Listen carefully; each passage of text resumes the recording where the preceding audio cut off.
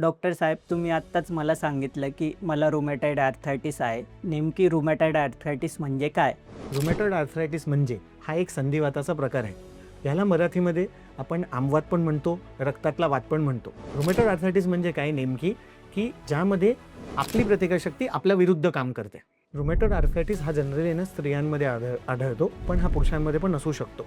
आणि हा जनरली काय होतो 20 ते 40 वर्षाचा वयोमानानुसार आढळतो, ज्यामध्ये सांधे दुखणे, सांधे सुजणे, सांधे आखडणे अशी लक्षणं येतात. जर हा आजार जुना झाल्यास किंवा दुर्लक्ष केल्यास आपले सांधे वाकडे होऊ शकतात किंवा हा आपला आजार वेगवेगळ्या अवयवांमध्ये पसरू शकतो. म्हणून याकडे दुर्लक्ष करू नका आणि योग्य उपचार घ्या. या आजारामुळे तोंड, डोळे, फुफ्फुस, किडनी किंवा लिव्हर या अवयवांना त्रास होऊ शकतो. म्हणून तुमचं अर्ली डायग्नोसिस आणि अर्ली ट्रीटमेंट ही खूप महत्त्वाची आहे. जर अशी लक्षणे तुम्हाला असतील तर जवळच्या संधिवात तज्ञाची भेट घ्या.